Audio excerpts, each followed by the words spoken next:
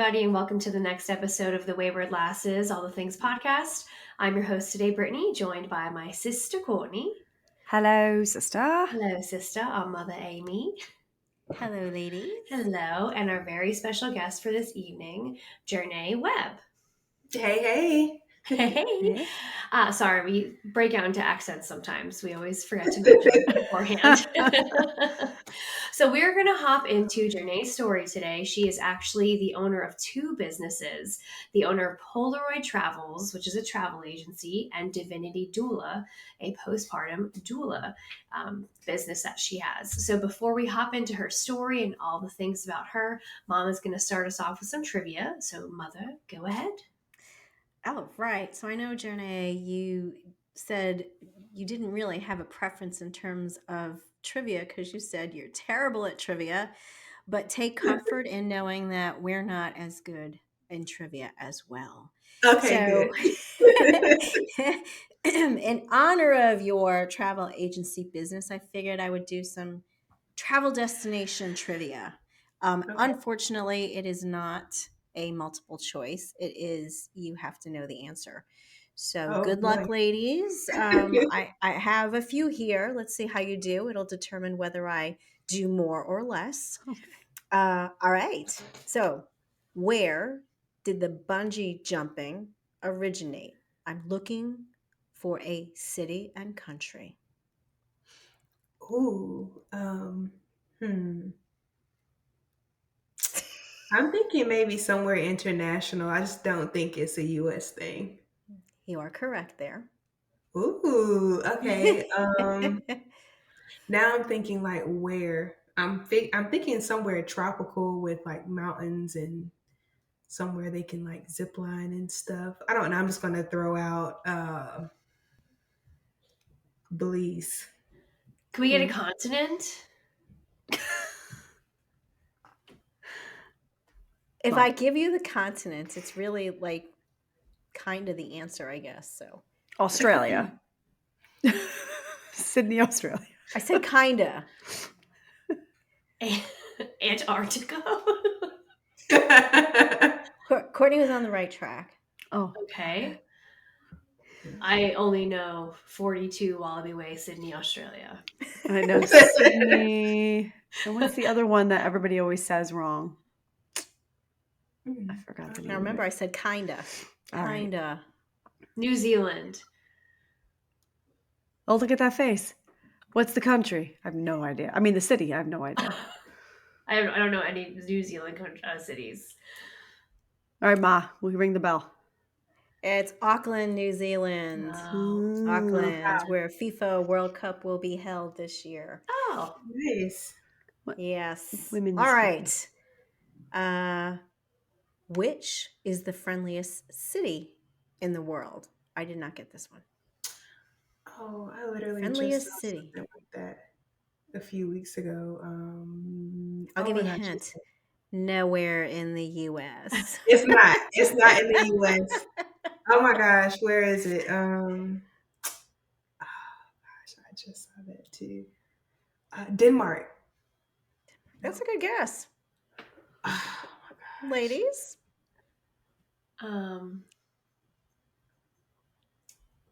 the friendliest city? Yeah. Is it in South America? No. Our northern neighbor. Okay. Canada. Looking for a city in Quebec. Ontario.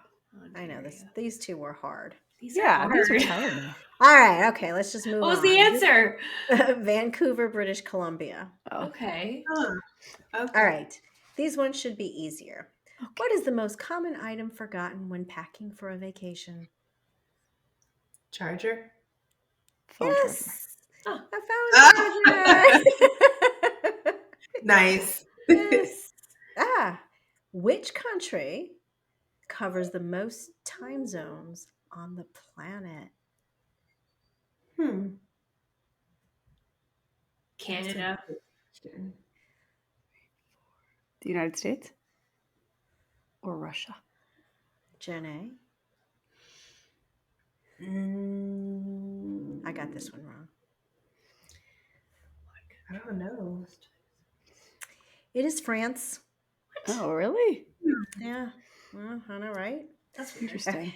I got this one right. Which country is unknowingly famous for being larger than the dwarf planet Pluto? Oh, I definitely don't. Russia? Russia. Russia. The biggest Russia's country. bigger than Pluto? Wow. That is correct. All right, we'll do a few more. What is the only living structure visible from space? Living structure. Are mountains alive? The hills are alive. The hills are alive with the sound of music. That The is sound very of true. music. So if the hills are alive, the mountains are alive. Living structure. Yeah. Yeah, I guessed a non-living structure, so I got that wrong. I'm having a real hard time with a living structure. Right. Really getting you guys to think this late at night. Yeah. Living structure.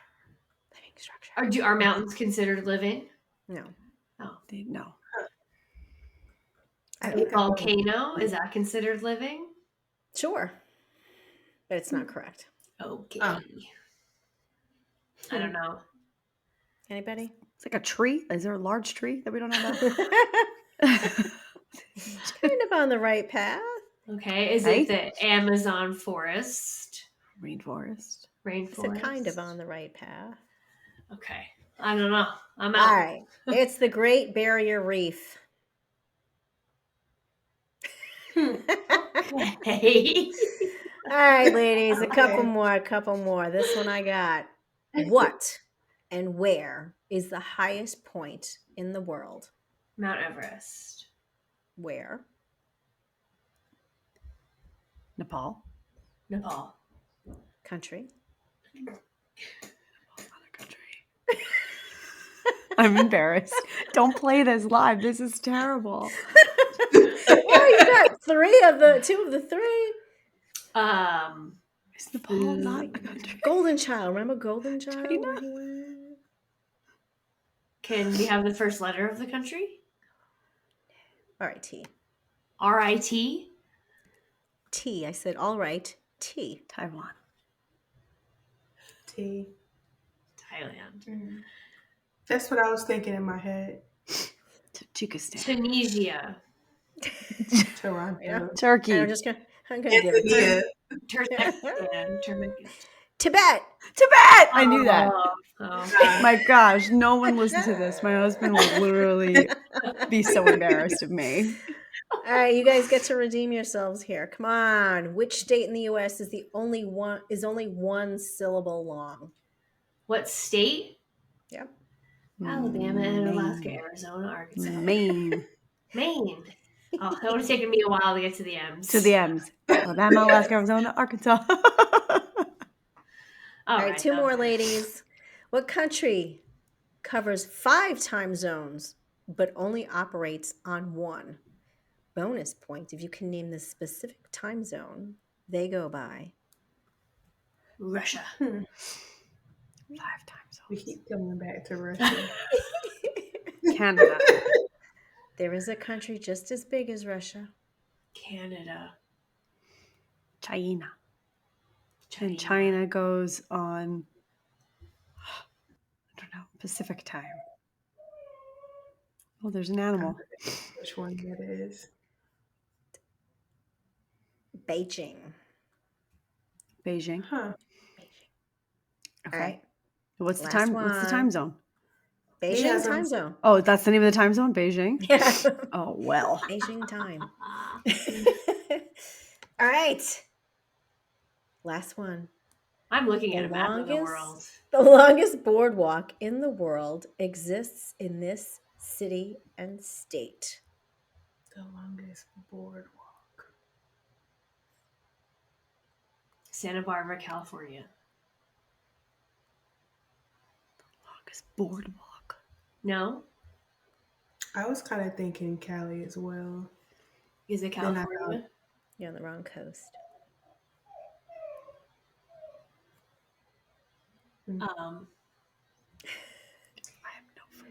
Boardwalk. Huh. Somewhere beachy. Is it up north? Right. Mid-Atlantic. Is it Is in Virginia? No. I don't think we know.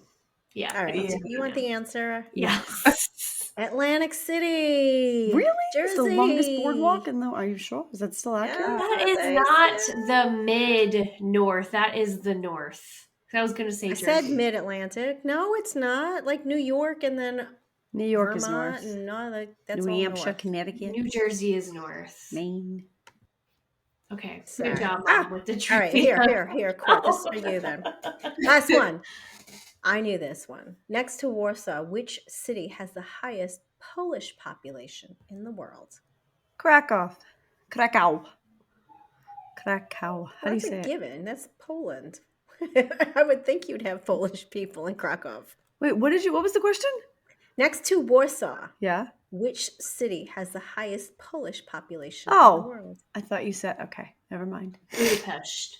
Oh, I'm trying to find answers that you guys would get. Mom, these are all really hard. Chicago? I'm so Chicago.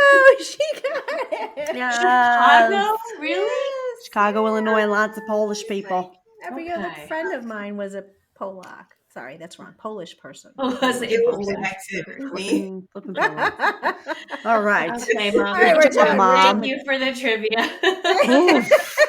You guys said you wanted me to do it, so Jernae, when I do trivia, they usually roll their eyes because mine's like so boring. Where Courtney and Brittany have like Oh. fun She trivia. picked a Like, good finish one. the lyric. Fun things. It's all good. All right. Okay, let's go Onward. ahead and hop into your story, Jernae. Could you briefly introduce yourself to our audience for those of us who Yes. don't know you? Absolutely. So my name is Jernae. I reside in South Carolina. A little bit about me. I'm a mom of two, and trying to think of like a fun fact. I listen to all kinds of music. Like there's no genre that's off limits. As long as I can vibe to it, I listen to it. So I love feel music. that. I'm the same way when I it should comes do to music. music. And is that your animal that I hear? Yes, she decides to show out once I get on the call. Oh, She's a Always. cavalier, so she looks like the dog off of Lady and the Tramp with the long Oh. pretty yeah, so yeah, she wants to cut up. She's like, "What are you doing in here? Why am I not out and roaming around and getting this?" So yeah. yes, eventually I'll have cat paws coming from under the door trying to. Get into the room. Yeah, so. But I wanted to add in there a fun fact for our listeners. How we met Jernae was so fun. We met on a yoga, what was it? A yoga horseback riding Right. retreat of sorts. Mixture. And so Carrie, Hosted by, who yes. hosted, Carrie Hulshoe, who hosted that event, was on our podcast. She was like the Our first guest. Our very first guest on the podcast was Carrie. And so she invited us to come. And we did yoga in the woods, horseback riding, so much fun. And we met Jernae there. And now here we are. Yeah. It was fun. That was a fun. fun experience. It's definitely different. What was the cowboy's name? I forgot his name. Was it Jeff? Cowboy Jeff, and he was singing up a storm. He was yodeling. He was yodeling. Yeah, like, he got it. He got it. I've never heard someone yodel so well in person. On a horse. On a horse. On a horse. Right. Yeah. It was great. It was a lot of fun. Okay, so I want to hop into, because you have two businesses. Do you have a preference of which one we hop into first? No. Okay, so let's go ahead and hop into Divinity Doula, because we actually had somebody on here that was a doula. And so we kind of actually know what a doula is now, whereas before we had no idea. But can you kind of talk to us about how you came across just starting this business and kind of walk us through that process for you and why you got into it? Mm-hmm. Well, there are different types of doulas. So there's birth doulas, death doulas, you name it. So I specialize in postpartum. So that's specifically the time frame, usually the first 4 to 8 weeks after birth. A lot of people confuse postpartum doula and they jump right into postpartum depression, but that's not what the postpartum definition is or exactly what it means. So it means specifically that first 4 to 8 weeks, like post baby, or post birth. And so, what inspired me to really get into that is just my own postpartum experience with my oldest, my firstborn. I didn't realize that I was experiencing postpartum depression until I started learning more about it.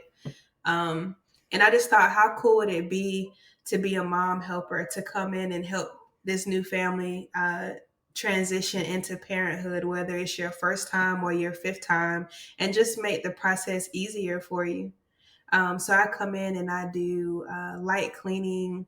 I'm preparing meals for mom that um, help with breastfeeding. So it helps generate milk and things like that. And then it's also focusing on her body recovering and healing, whether that be a C-section or if she had like a natural birth. So I'm coming in, I'm doing all of that. And I'm also helping with sibling care and adjustment. So sometimes the older siblings are like, who is this person that's taking up all the space now? It used to just be me. So I'm helping come in and I'm spending time with either the baby so that you can have some time with your oldest, or I'm spending time with the oldest and allowing you to bond with baby. So there's so many different, I could name 1,000 different things that I do, but overall it's coming in and lending a helping hand where I can. I really love this. I wish I would have thought of this, hiring a postpartum doula after my babies. I have 3.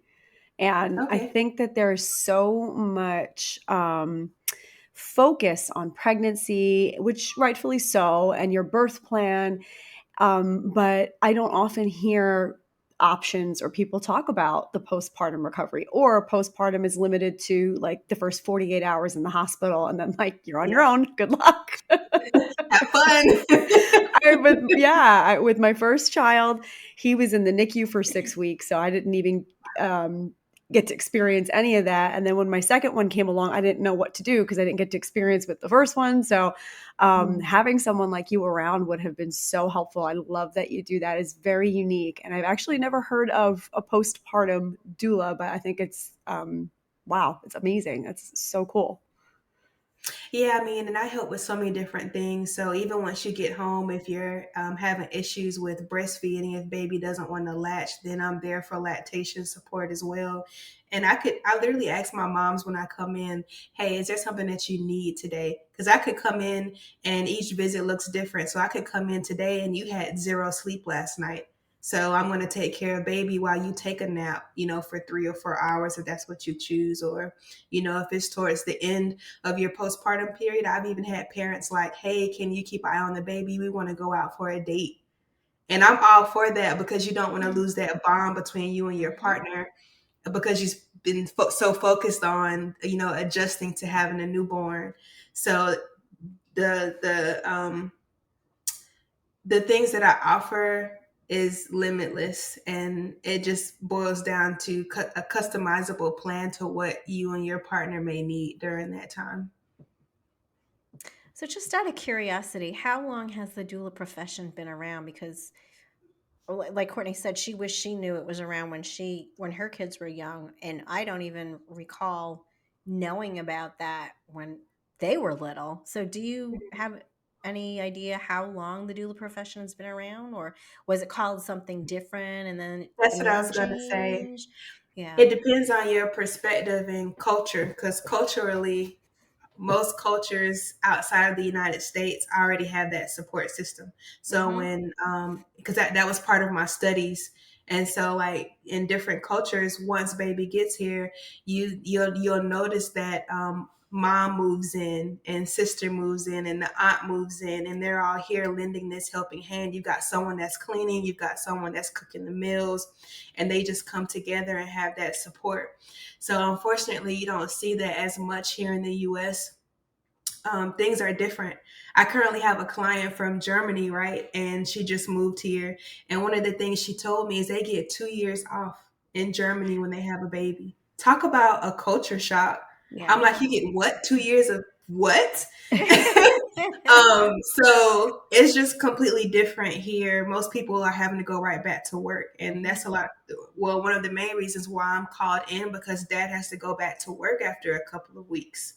And so, and mom works full, like the mom's mom is working full time. So she might have only been able to come and visit for a week.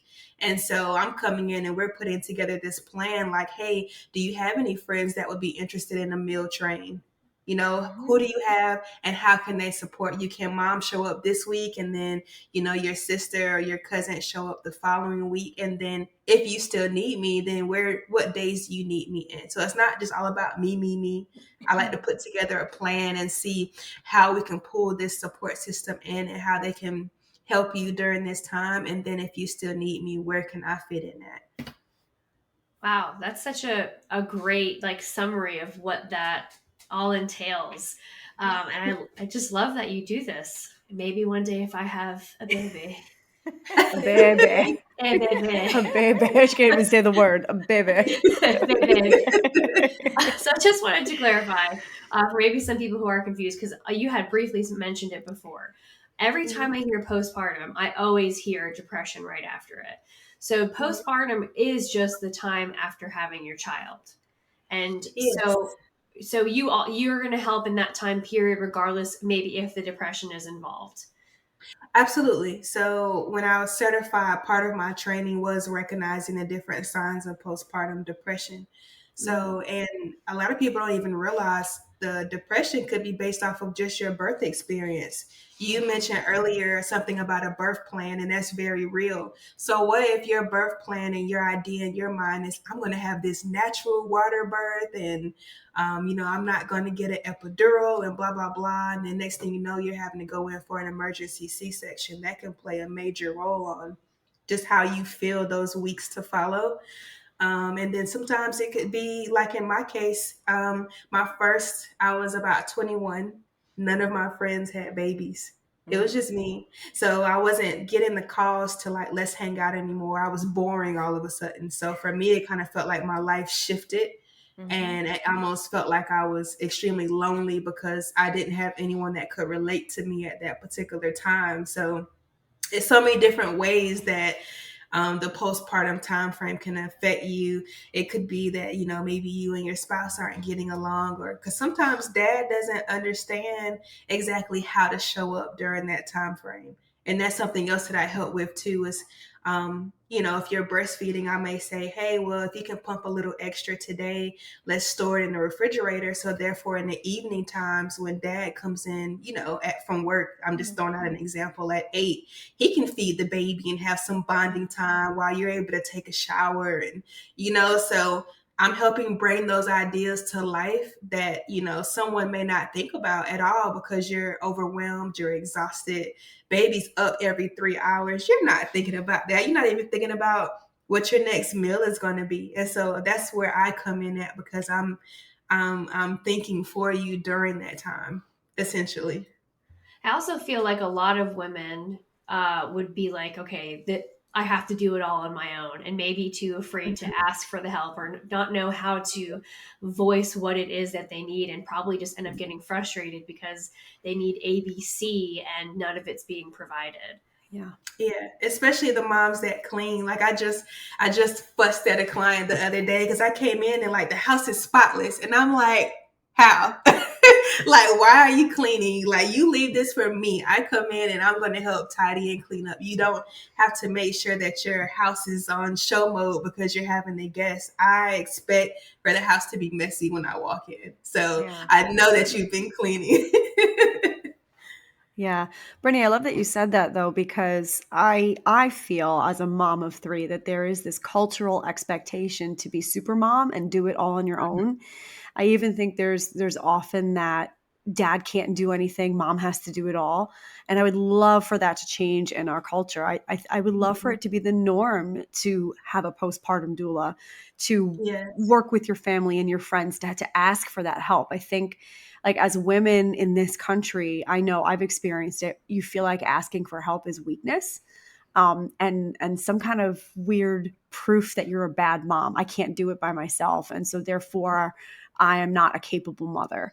I have felt those feelings, very, very real feelings, several times, and I love what you do. I would really love if, like I said, we could change that culture here to make it the norm. No, you need to ask for help and get people involved and hire a postpartum doula. I think it would have been helpful for me. I wish I would have had, I wish I would have done that. But yeah, I love it. I love listening to all the stuff that you do. I'm like, it makes sense. It makes sense to have that support system. Like, why would you do it by yourself?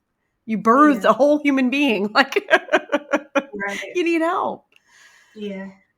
That's so funny because you touched upon it earlier. We talked about it earlier about it depends on the culture that you come from. So I know for me, um, when I had my kids, my mother didn't work and my mother was there. You know, I lived with her for a while and it was, okay, I'm tired. And she'd hear the baby, Courtney at that time, crying and she'd come into the room and just take Courtney. Like that was That's what amazing. she did.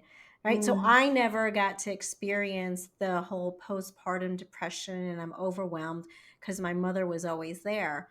And I think, unfortunately, with the way that society is today, you don't have clusters of families living like on the same block, right? We Right. often have to move where the job is. And so you find Mhm. yourself oftentimes by yourself.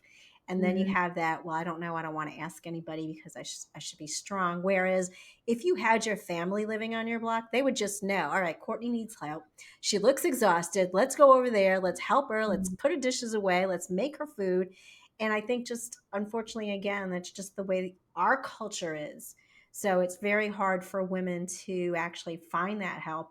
And I applaud you for getting into this profession because you recognize that there are women who are out there that need help.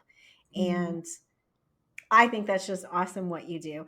I just wish that like more women, like I didn't know about it until we interviewed our first doula. So I just Mhm. wish that there was more women who were aware that there's this type of help for them out there because I think if they did know that, then they wouldn't feel so stressed, overwhelmed, and get depressed. Yeah. So, And I agree. That's why I was really excited about this opportunity. Just it's not about like, oh, someone finds me and hires me. No, it's about spreading awareness because there are mhm. doulas everywhere. And it's just that I hear that a lot that they don't know that there's such a thing as a Yeah. postpartum doula. And so I love what I do. It's a very rewarding job. And I do get a lot of clients, both that live in state, but also those that are new to the state. So, to Mm. your point, sometimes they're moving because of the job or Mhm. whatever the case may be. And so, there's absolutely no family here. So, that definitely plays a major difference. Yeah. Just out of curiosity, though, is there an an age range that you see that people are tending to lean on doulas more, or is it varied? Like, do you find more 20s or in your 30s, or what are That's a you good seeing? question. I was just curious. If I'm being honest, I have yet to get a younger client in their Mm, early 20s. So, yes, I would say more so around like mid 20s and up. okay, And ironically, a lot of second time moms. I've had more this is my second baby than this is my first. Mhm. okay. But interesting enough, my client from Germany, this is her first baby. Oh, But all of my other clients during this past year, this is like their second or okay. third. So I Interesting. think they realize like after you go through the first time and you're like I experiencing need this help. roller coaster of emotions and you're like, what do I do? Like, why, because, there's different baby cries and you're trying to figure out, Sure. well, which cry is this cry? And, then you have colic and there's just all kind of different stuff that you can experience. And so it's always easier to just have an extra person. And I do Yeah. overnight care as well. And I actually I'm in my last week of like a 7-month contract of overnight care.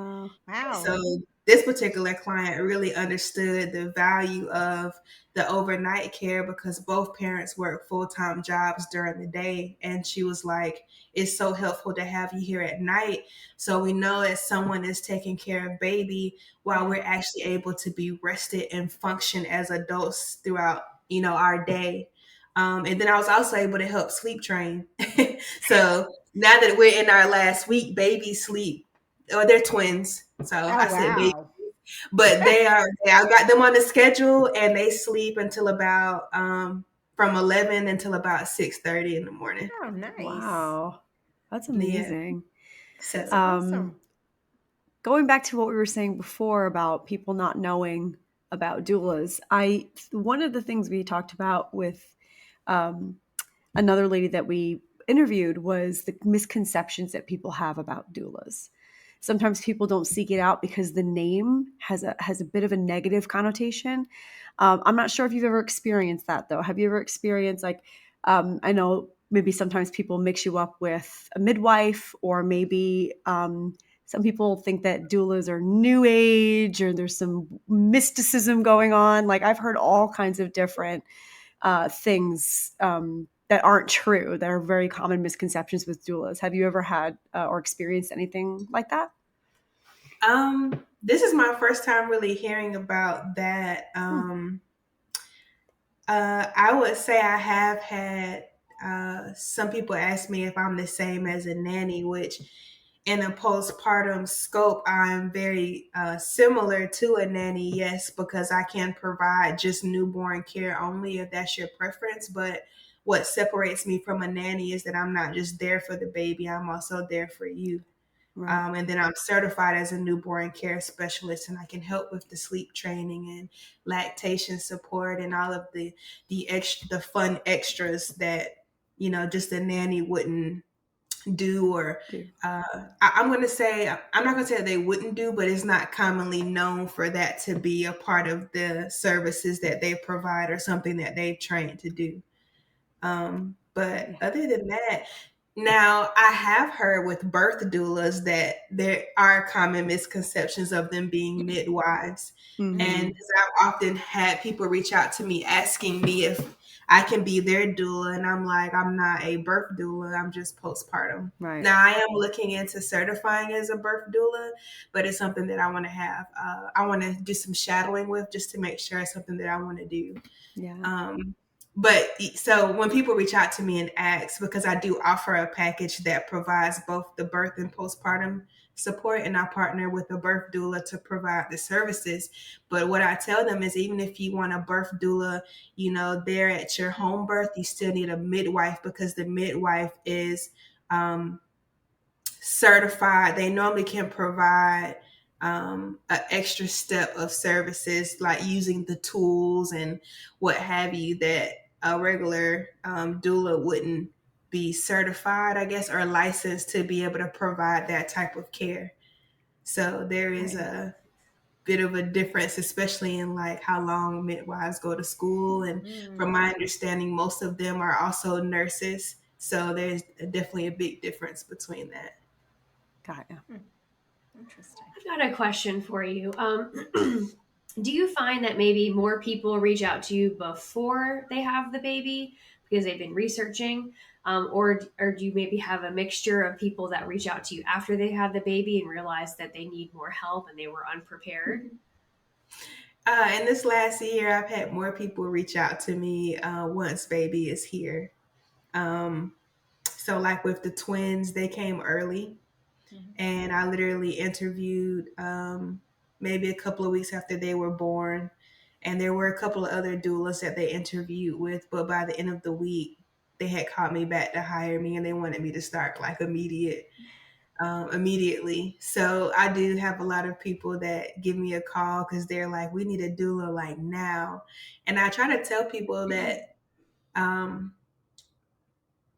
it is a lot smoother if you are planning your postpartum period, because last minute sounds stressful. Imagine that this baby is here, and you're not getting enough sleep or whatever it is that may have caused you to want to hire a doula, and now you're having to find one. So if I could give any advice to anyone that listens to this, definitely start planning in like your second or third trimester, just so that you can have a peace of mind versus stressing last minute once baby is here.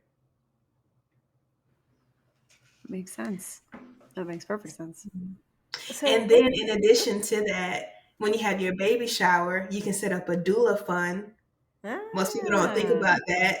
And then you can have people contribute towards the cost of your doula expenses. So it's a win-win for That is everybody. an excellent That's idea. really smart. Yeah. Huh. All Very things I smart. didn't think of. Oh, well. Yeah, well, I'll help you, Britt. You're prepared. before we interviewed our first doula, like none of us knew what a doula was or anything like that. And just like to hear your version of it, that you specialize in postpartum, it's just like it's just nice to know that there is help out there, and just kind of like, I guess, ringing it all in. Our culture is just so different now, where, back then you were with family and you could have 14 kids because your family was all around you. And the world has changed, and the expectations of women have changed, and what we have to do. And we have to go to work to provide for our family, and it's just so often overlooked that there is help out there. So I just wanted to touch on again that I love what you're doing. Thank you. so just quick question for you then. How do you go about marketing yourself? Um, my biggest marketing factor has actually been word of mouth and referrals from other well-known doulas in the area, which I Yeah. greatly appreciate. Okay. I really do. But I do market on social media, so that includes Facebook and Instagram.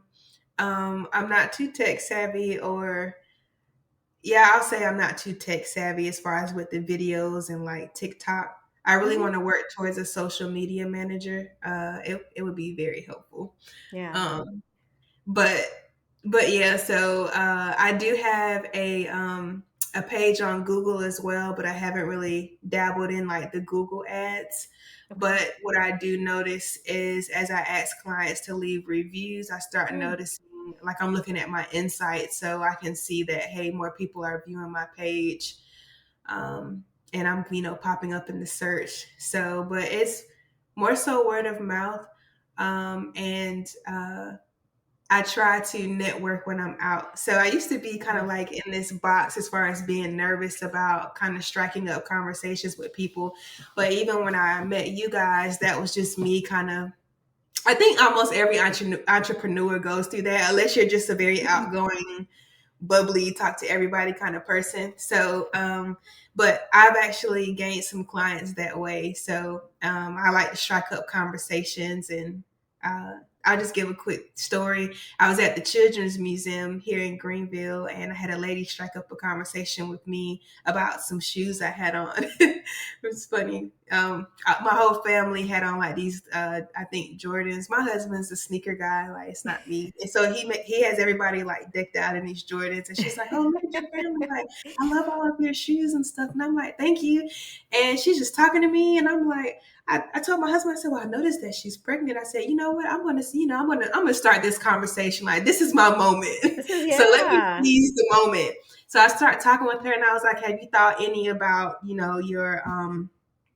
your birthing plan or your postpartum period?" And she was like, "Well, you know what?" She was like, "We just moved here from San Diego not too long ago." Again, someone from out of state. And she was like, "I've been looking for a postpartum doula." And I'm like, "You know what? I believe in divine Oh timing." my So I was just gosh. like, it was meant for us to cross paths. And so I just want to keep that momentum up. So when it comes down to marketing, I'm either kind of talking and sparking up conversations in person, or just posting on social media or word of mouth. Yeah. That's awesome. That is good. That's a everything falls into place. Yeah. Yeah. I do want to talk about your other business. Did you have anything else that you wanted to mention about your doula business before we switch topics? um, I think the last thing I want to mention, which is always a concern for people as well, is being able to afford the Mm. the the services that doulas provide. Because whenever you're I always say this: whenever there's a service being provided in your home, it's kind of considered more of a luxury service. So sometimes people may not view it as inexpensive. And I just want to let people know that talk with the doula that you're interested in, because there are so many different options. And me, for example, I'm connected with Afterpay, but I also offer payment plans. And because I'm knowledgeable of the services offered in my area, specifically here in South Carolina, there is a grant right now where you can get up to $1,000 provided to you to cover for doula services, whether that's birth or postpartum. So please don't rule yourself out because you think that there may be some type of financial concern. Definitely reach out and let's talk about it and let's see what we can do, because I personally feel like every mother should have that support. So don't rule yourself out because that's a factor, because it's not a factor. And so I just wanted to say that because there's some people who just don't because they feel like they can't afford it, and that's definitely not the case. Reach out and let's see what we can do for you. It's interesting that you say that, because the last doula that we interviewed, Taylor, she was actually saying that they're making some changes with insurance so that now insurances actually may start to cover having a doula. So I think that's awesome that the insurance companies are recognizing the need to have. So I don't know if that's progressed Absolutely. any since the last time we've spoken to her, if any new legislations come up. But I figured I would mention that as well, because maybe that's another form or way that people can pay for the services that Yes, you offer. yes. And I do know the insurance code, and I'm able to provide a super bill. So Nice. definitely. And that's what I mean. Give me a call. Let's Yeah. talk, because there's so many different avenues. Let's not rule anything out. Let's look for a solution first. That's perfect. I love that. Okay, well, let's hop into your other business because you are a woman of many talents. Um, you are a travel agent. Or yes, you're a travel agent. Tell us about how do you? I have so many questions, but how did you get started with this business? What sparked your interest for that? Let's start there. Oh, I love to travel. So I'm always going somewhere. And I have a lot of people that would reach out to me and ask me for help with putting together their trips, or how do I connect this flight to here. And so because I'm always traveling, I was like, why not turn my passion into, some type of stream of income? So I started doing my research, and uh, I won't bore you guys with all of that. There's just different ways that you can go about becoming a travel agent, and some of them where you're paying for the licenses um, and different stuff. And I went with an easier route. So I joined what's called a host agency that provides a business in a box. So they've already got all of the connections with all of the anything travel that you can think of. They provide my website for me. They have their own customer service, and I also get a coach that helps coach me in my business. And there's live trainings every week as well as recorded training. So I mean, it gave me so much for such a little price. It was like $200 to start. And I was like, I mean, it's $200. I'm only having to invest $200. I spend that in coffee and going out to eat in a month. So I was like, yeah, I'll invest the $200, and then it's $60 monthly to keep my business up. And so anyways, not to kind of drag off into all of that, but so yeah, so I decided to join and birth Polaroid Travels. And a funny thing is, my husband helps me come up with all of my business names because I'm terrible at stuff like that, and he's more creative than me. So he came up with that name, and I dived right in. So I started learning as much as I could. And one of the first things that I learned that was really interesting to me is I didn't realize that commission is built already into anything that you book. Mhm. So whether you go on, Marriott.com, or if you go on like Booking.com or Expedia, well, first of all, some of them are sister companies, so they're all the same company. They just have different names, which was mind blowing to me. But I was like, "Ooh, that makes sense. Like that's smart." Okay, so anyways, but no matter what you book, even if you go on like Delta and you book a round trip, I don't know, to Cali and back to Greenville, South Carolina, there's already this commission that's built into it. It's just going back to the supplier, but the difference when you use a travel agent is that we get it instead of it going back to the supplier.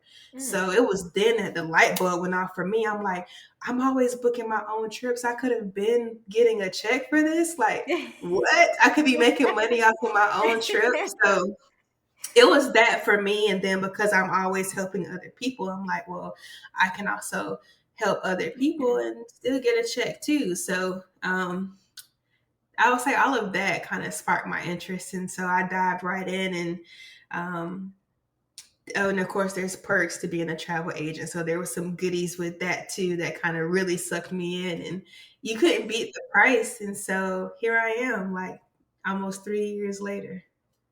So wait, what came first? The travel agency or the postpartum doula?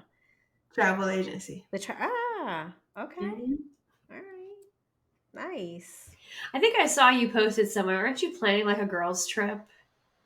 Yes. So I try to do a girls trip once a year. So this year I'm calling it a girls trip cruising to Cozumel. And we leave out of Tampa September 28th and return October 2nd. Ooh. And I started at about 100 women. But when it came down to the second payment, that kind of went down to about 60 women. So I have about 60 women going. And that's still a huge, like, humble number for me, simply because my very first girls' trip, which was to Miami, was 30 women. And my goal was to get at least 30 women on this trip. So to double that number and just be able to provide a safe and fun travel experience for women is ultimately my goal. And I'm so excited. I have it set up to where when everyone gets to their room, in their room, they're going to have chocolate covered strawberries and a bottle of champagne upon arrival. That's Very awesome. So nice. yeah, so I'm all about like spoiling my ladies, and I just want everybody to have a great time. And we're doing like a couple of different themes. So we're going to have a ladies in red night on our elegant night on the cruise, and we're also going to do neon green bathing suits when we get to Cozumel for a beach Wow. day. Yeah, it's going to be fun. I'm excited. So you're Very planning out cool. everything. Like you're for 60 women, you're handling the travel to get there, all the payments and planning kind of what they're doing the whole time. So the travel can always get a little hectic, and I've got women coming from every state that you could think of, which really surprised me.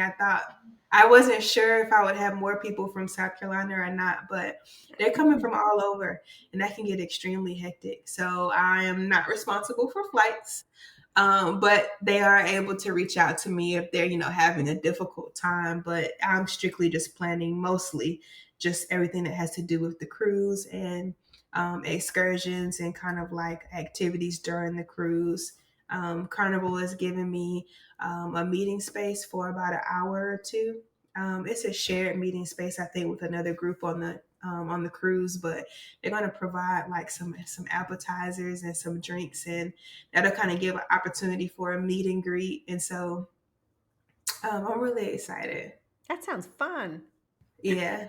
Yeah, sounds like amazing. I have to ask, so you're a wife, mom of two, you're a postpartum doula, you have a travel agency, you're a travel agent. Talk to me about how you balance all of this and still have that beautiful smile on your face. Yes. Like you have such a kind and warm spirit about you. And I feel like if I had all that on my plate, I would be like, blah. But sometimes it can feel overwhelming. So, how can you be a doula and not talk about, making time for self-care is so important. And so sometimes I get overwhelmed, but like today, for example, I have a membership at the Y, and so anybody that knows about the Y know that they have that amazing daycare center. And so what I did today is I booked an hour and a half at the daycare center, and I actually went and did yoga.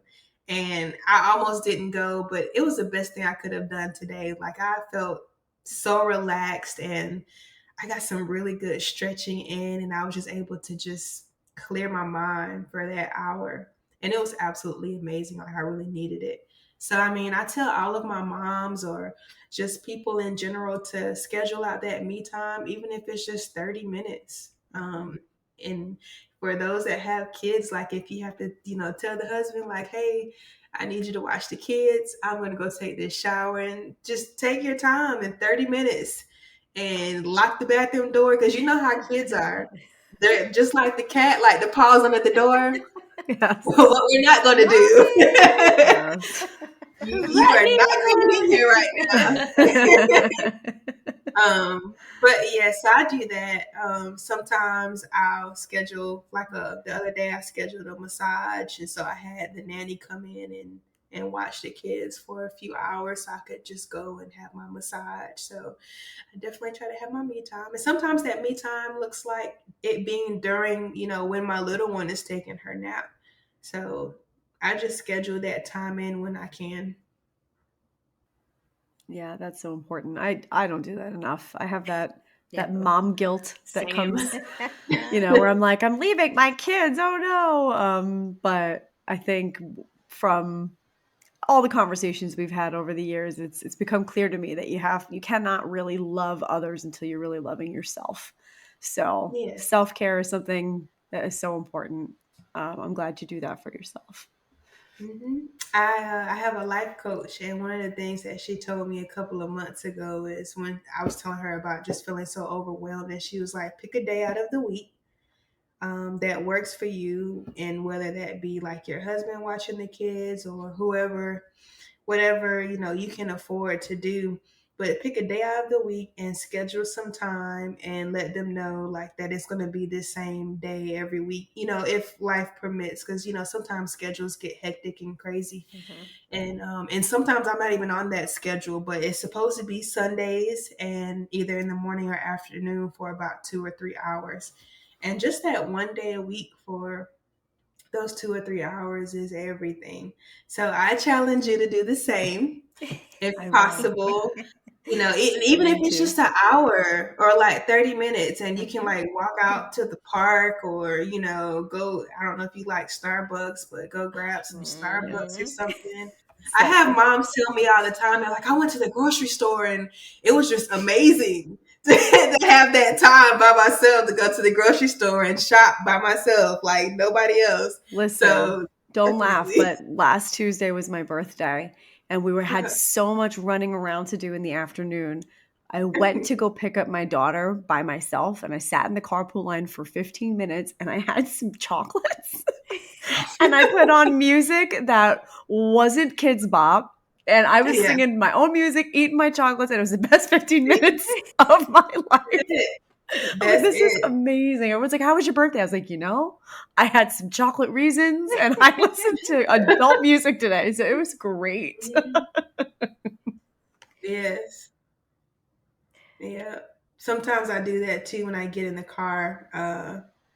I'll take just, 2 minutes and just kind of chill or meditate it out, or just some type of mind freedom exercise, and that's really helpful too. And for some reason, when I first get in the car, my youngest is about 14 months or so, but when we first get in the car, she's like super chill, not saying much, just looking around, so I can take that 2 minutes and I don't have to worry about her, like, because you know how kids are, they can go from 0 to 1,000 real quick.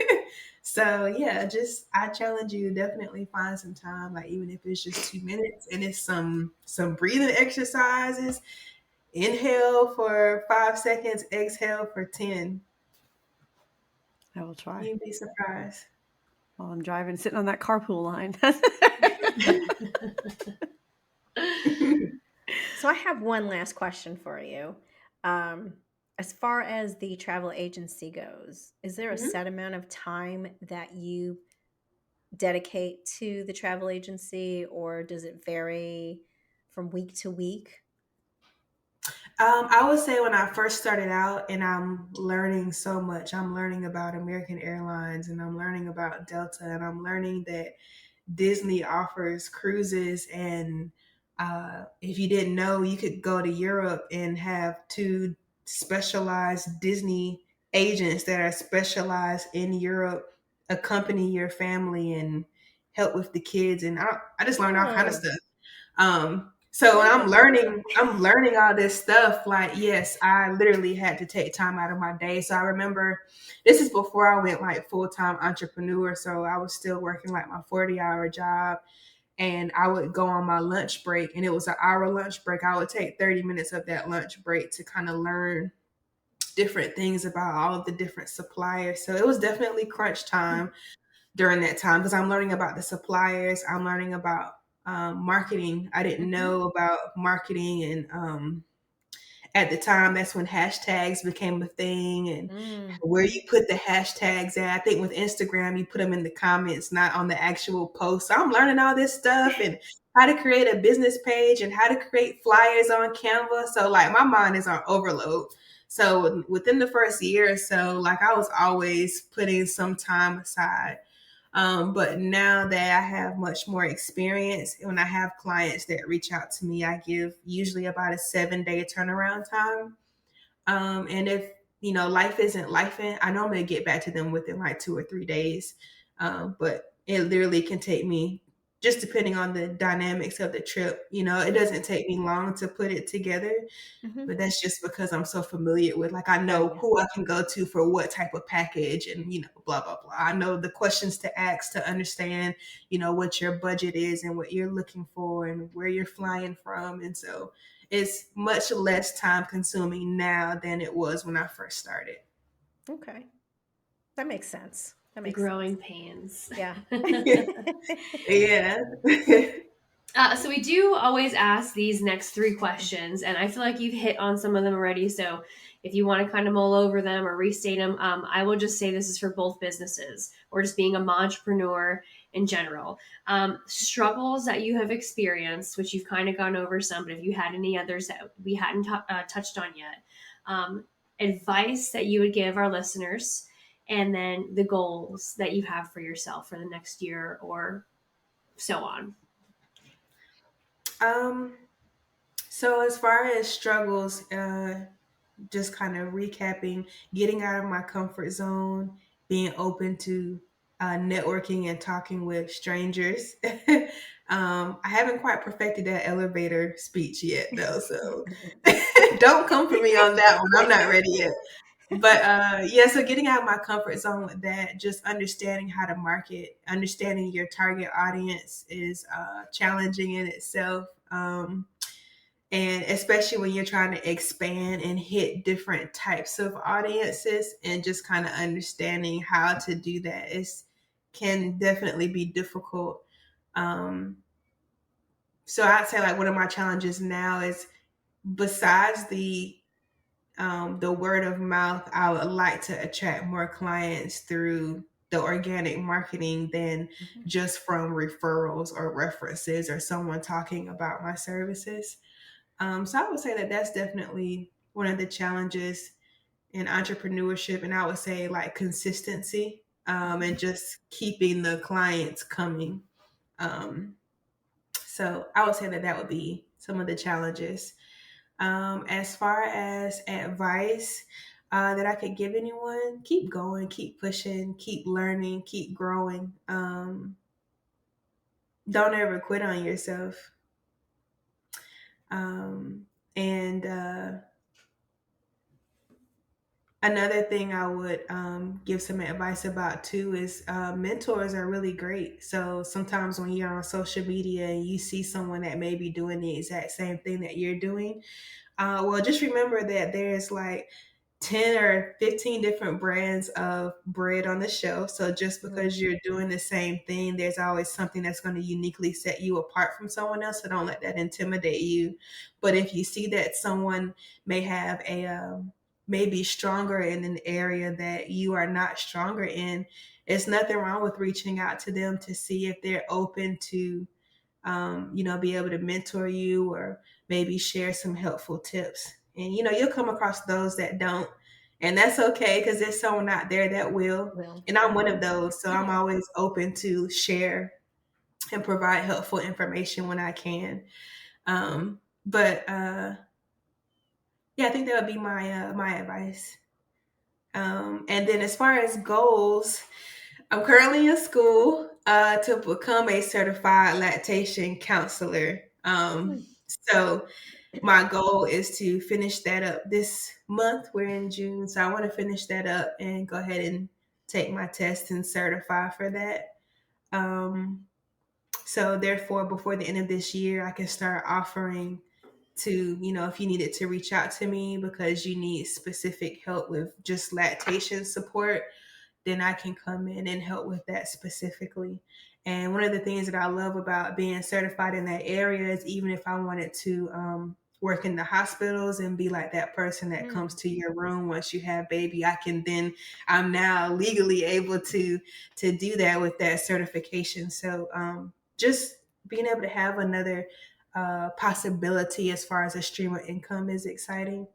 And I think that will support me as far as the services that I already provide to my moms. So I want to do that. I do want to look more into actually becoming certified as a newborn sleep specialist. And I'm also looking at getting my perinatal mental health certification, but that required for me to have at least a minimum of 2 years experience. So I'll be hitting that mark next year, like early next year. So I'm looking into doing that as well because I want to get more onto that. The best way to put it is therapists that specialize in postpartum depression have to take that course.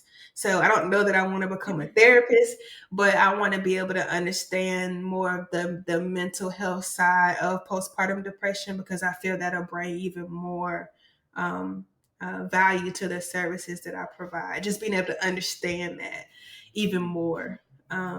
So those are some of the goals I have, and to keep doing girls trips at least once a year. I love that. We're going to have you back on like in a year or so to see where you are with your goals. And I love that bread analogy. I've never heard it before, and I'm definitely going to use it now forever. That makes so much more sense. I love it. Yeah. But so many people are intimidated, like, oh, well, she's doing what I'm doing. And so it's this intimidation factor. And it's like, no, because we all provide. The perfect example I have is I asked the twins' parents why they hired me because they had several other doulas that they interviewed. And I was curious. And they were like, it was your personality. So off top, for me, they're letting me know that that's what sets me apart. Not just the services I provide, but my personality as well. And so that's like the perfect example of how you can offer the same thing, but you're still unique in what you do compared to somebody else.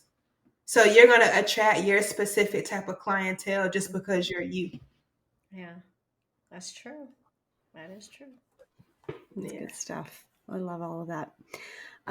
So before we close up, Jernae, was there anything else that we didn't touch on that you wanted to talk about? No, that's it. We talked about a lot. We covered lots and lots of stuff.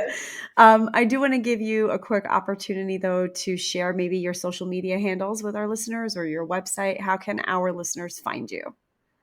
Mm-hmm. So whether on Facebook or Instagram, it would be Divinity Doula Postpartum Care. Yeah. I think it's PP Care, Divinity Doula PP Care. It's either PP Care or Postpartum Care. And then for Polaroid Travels, it's the same. So Instagram is Polaroid_Travels LLC. And on Facebook, it should just be Polaroid Travels. Polaroid like the camera. Perfect. And we're going to include all that in our show notes so to make it easy for everyone to find you. Okay. But thank you so much for being with us tonight. I really enjoyed this conversation. You're just so warm. Like I said, you just have such a beautiful personality. I would hire you as my postpartum doula if I was having children still, but I'm not. But I love the passion for what you do. I think what you do is just so important and so needed. You're so fun, full of energy, and joy just exudes from you. I really just love this conversation. It was such a pleasure to meet you and have you on our podcast. We absolutely loved having you and wish you only the best. You know you're going to achieve all of your goals. So Likewise, thank you. thank you. Thank you Yes, so thank much. you so much. And to our listeners, please be sure to like and share and subscribe and check out all of Jernae's, all the things that Jernae does. Thank you all so much for joining us tonight. Until next time, we are the Wayward Lasses, reminding you to keep it real. Good night, everyone. Bye. Bye. Thanks for stopping by. Bye.